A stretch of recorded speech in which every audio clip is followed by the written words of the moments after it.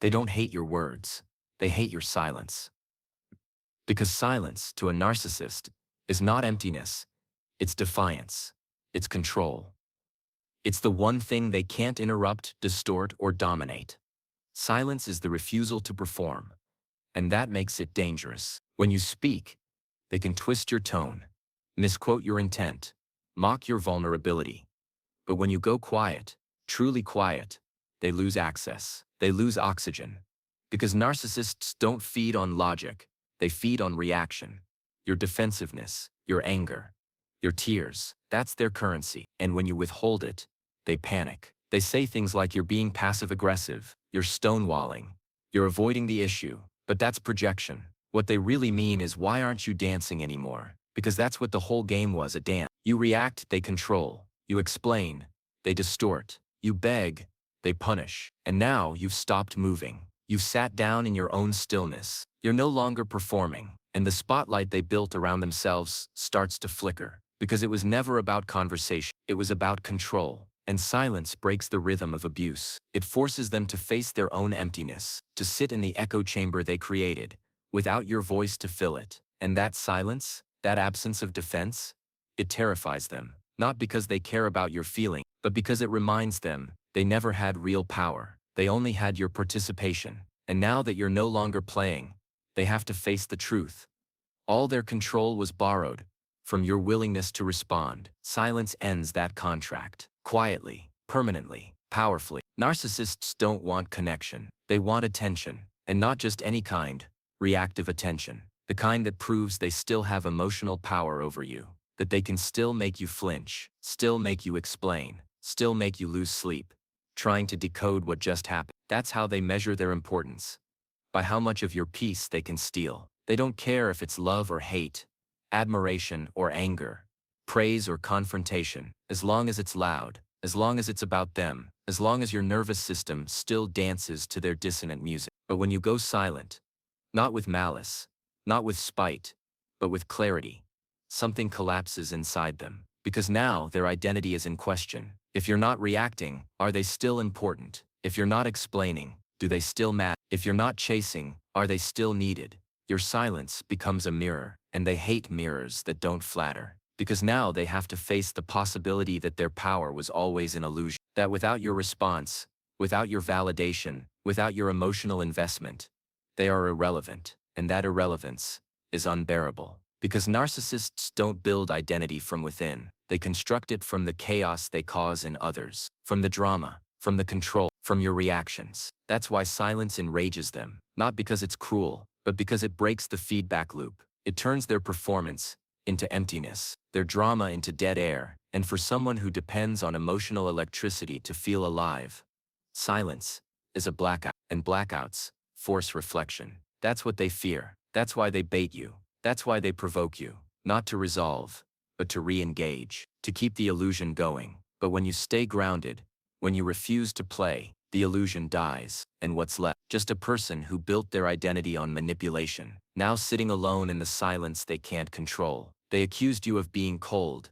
distant, emotionally unavailable. They called your silence abuse, but they never asked what came before. They never asked what it cost you to go quiet. Because for them, silence is only acceptable when they control it, when it's used to punish, when it's used to manipulate. But when your silence is rooted in clarity, in the refusal to be baited, twisted, gaslit, suddenly it's a problem. Not because of what it does, but because of what it reveals. That you've stopped seeking approval. That you've stopped explaining pain to someone committed to misunderstanding it. That you've stopped begging for peace from someone who thrives in chaos. They called it the silent treatment. But it wasn't silence. It was self-preservation, a boundary, a line in the sand between you and the madness. Because silence, when used with intention, is not cruelty.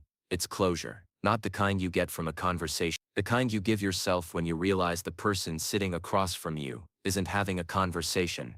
They're running a performance. And your voice, your truth, your vulnerability, it's all just material for their control. So you went quiet. Not because you gave up, but because you woke up. You realized that your presence was being weaponized. That your words were being used against you. That the more you spoke, the more distorted everything became. And in that moment, silence became survival. The only space left where you could think, where you could breathe, where you could hear your own voice again.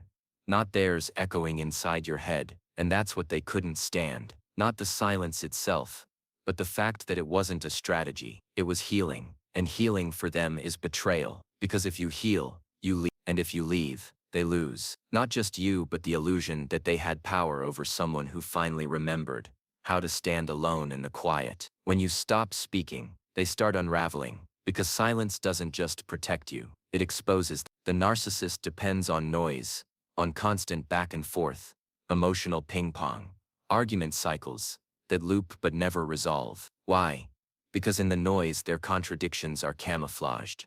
Their cruelty is disguised as confusion. Their control feels like passion. But when you stop responding, the noise stops, and so do the distractions. Now the projection has nowhere to land. The blame has nowhere to stick. The performance has no audience, and they start to panic. That's when the mask begins to slip. At first it's subtle, an increase in passive aggression, a sharper tone, a sudden guilt trip. Then comes the escalation, the insults, the threats, the character assassination.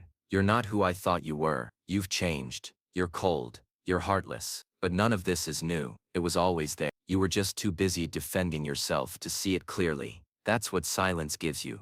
Vision. Because when you stop explaining, you start observing, and what you'll see isn't pretty. You'll see the tactics, the patterns, the rehearsed victimhood. You'll watch how quickly they turn from love to rage, from flattery to punishment, and it will hurt. Not because it's shocking, but because deep down, part of you always knew. You knew something didn't add up. You knew love wasn't supposed to feel like a courtroom. You knew peace wasn't supposed to cost you your voice. But now, in the silence, it all becomes undeniable. And here's the paradox. They'll accuse you of being distant, disconnected, avoidant, but it's their behavior, finally seen in full light, that created the distance. You didn't pull away. You just stopped carrying the weight of their delusion. You stopped dancing in circles. You stopped mistaking performance for partnership. And now that you're silent, the only sound left is the truth, echoing back from everything they tried to hide. Narcissists don't just create chaos, they need it. It's where they thrive, where they dominate, where they feel most alive. In chaos, there are no rules, no lines, no accountability, just reaction after reaction.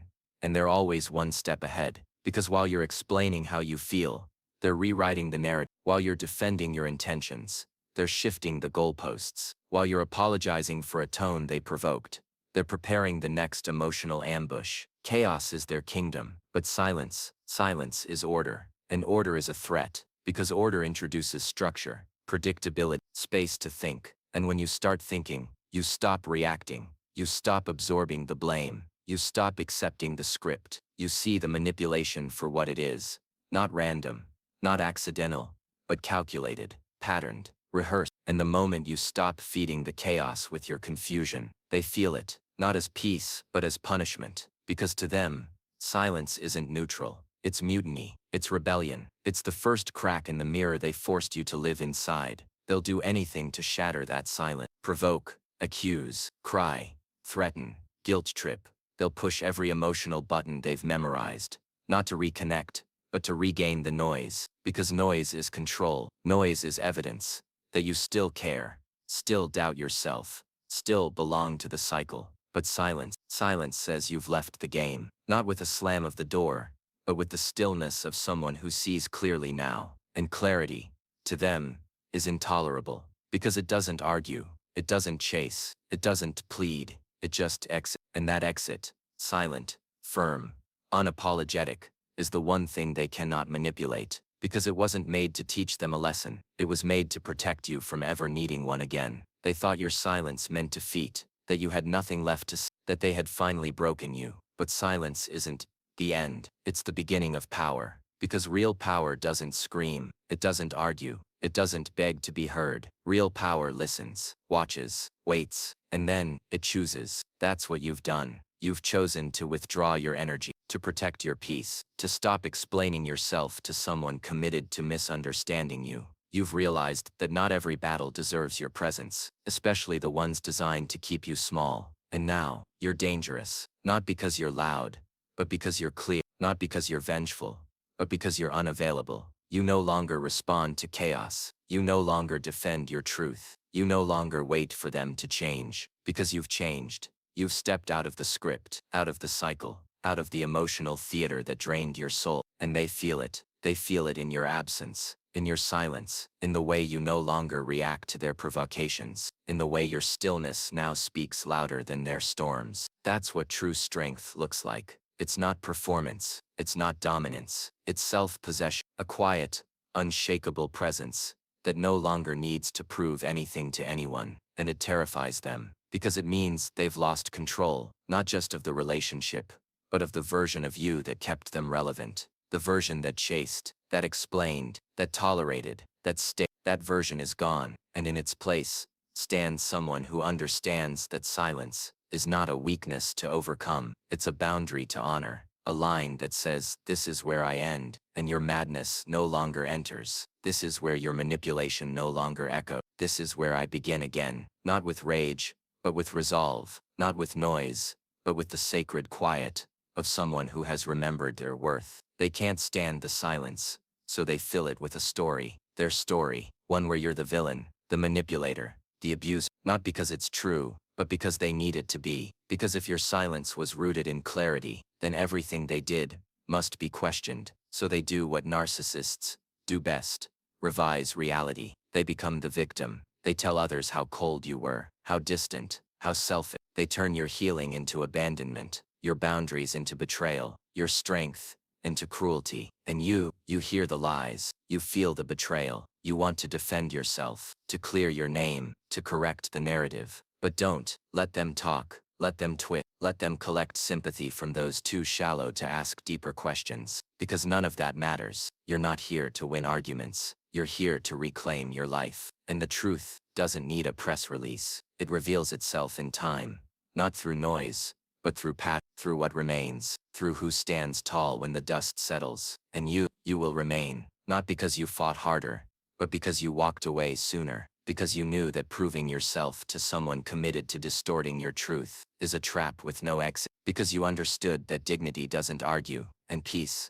doesn't perform. So let them rewrite the story. Let them play the role they need to play to sleep at night. That's their coping, their survival, their illusion. But you don't need to rewrite anything. You just need to live in alignment with what you now know. And what you know is this: your silence is not guilt, it's growth. Your absence is not punishment, it's protection. And your decision to walk away, quietly, firmly, without applause, is the most honest line you've ever spoken, even if they'll never quote it. To most people, silence is just the absence of sound. But to a narcissist, your silence is loud. It's a threat, it's a mirror, it's everything they fear, because it's everything they can't manipulate. Your silence isn't empty. It's full of boundaries, full of clarity, full of the truth they refused to hear when you tried to speak it. You see, narcissists don't fear confrontation. They invite it, because confrontation gives them material. Your anger becomes the narrative. Your frustration becomes the focus. Your words become twisted weapons they can throw back at you later. But silence leaves them with nothing to work with. It closes the door without slamming it. It says, I see you, and I no longer need to respond. And that terrifies them, because it signals that the performance is over, that the spotlight is off, that the stage is empty, and they're the only ones still trying to act. They will call your silence cruel, emotionally abusive, immature, but don't let the labels shake you. Those words are weapons of projection. What they really mean is, I can't get to you anymore. And that loss of access, that loss of influence, is unbearable to someone who sees others not as people, but as emotional supply. So when you stay quiet, stay grounded, stay still, they panic, they push, they provoke, they reach for the script that used to work. But this time, you don't react, you don't play the role, you don't feed the scene. And that is what breaks the illusion. Because silence, when held with integrity, is not avoidance, it's elevation. It's the energy of someone who no longer needs to explain truth to distortion, who no longer negotiates self-worth with chaos, who no longer gives voice to those who only listen to gain control. Your silence is not a lack of strength, it is the fullest expression of, and the louder their reaction gets, the more you'll know you've done the one thing they never expected. You stopped playing, You'll be tempted to explain, to defend, to clarify. You'll want to say, "That's not what happened.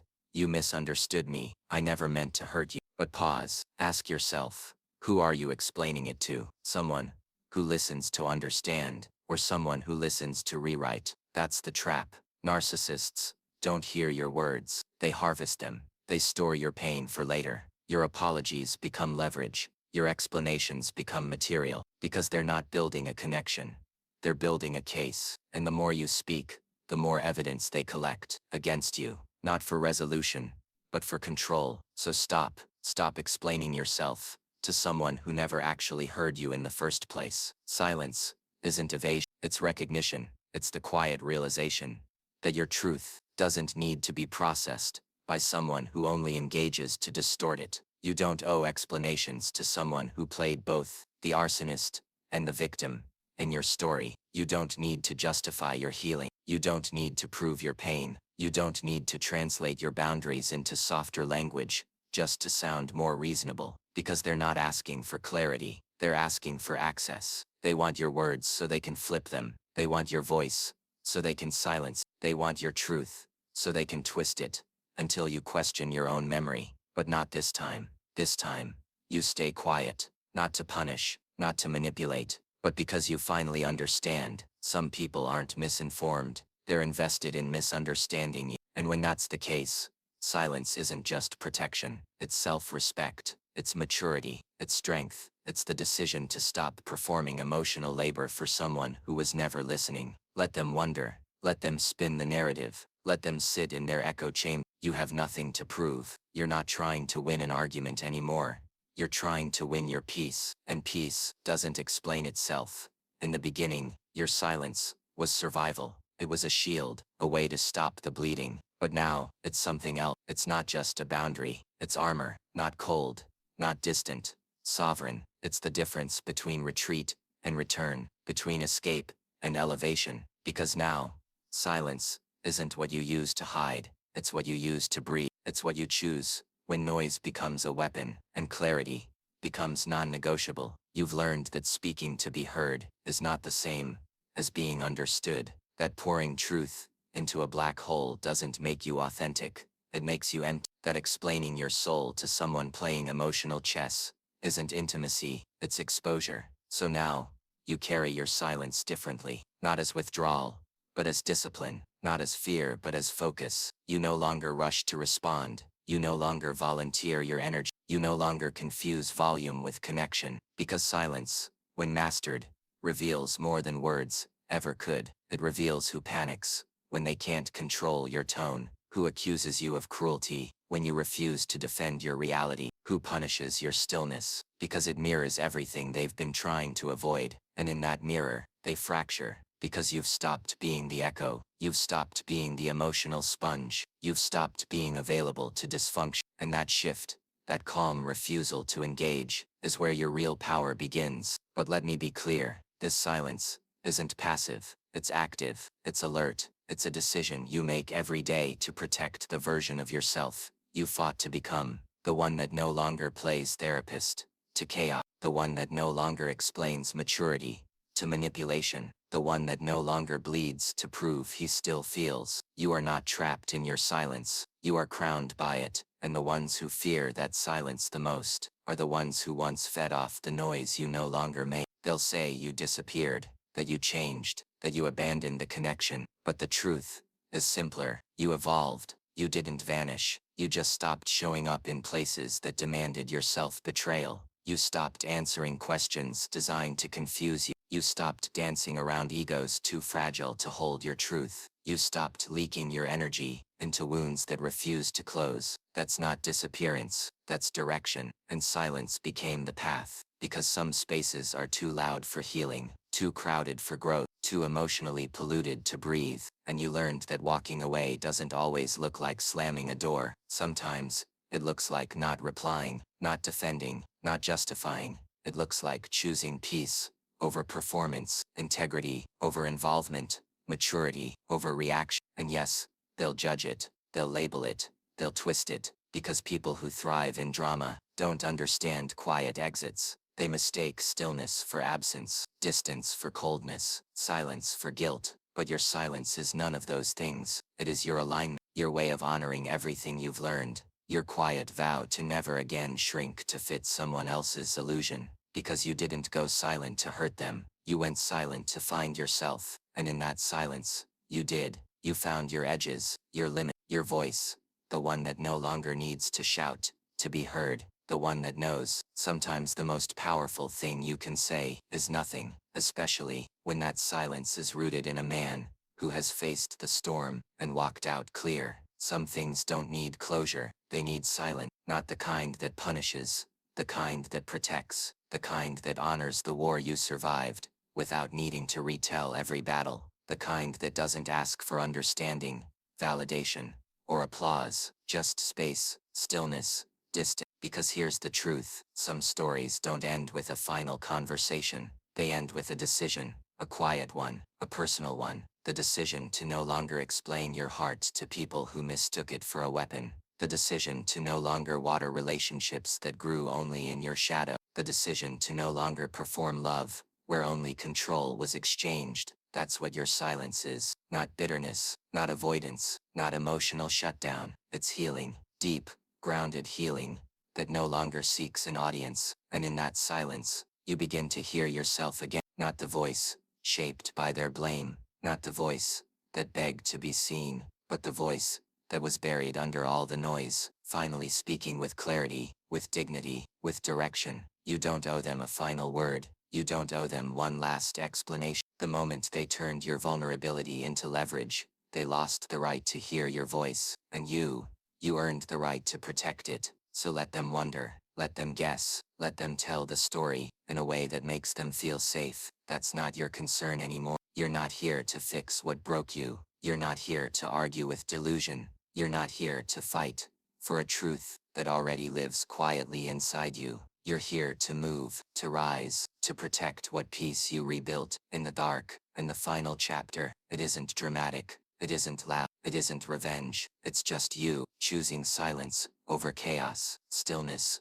over noise, integrity over illusion, and finally, freedom over performance. That's how it ends, not with a scream, not with a slam, but with a breath, a pause, a quiet exit from everything you used to think you had to fix. And that silence, that is your power, that is your healing, that is your closure.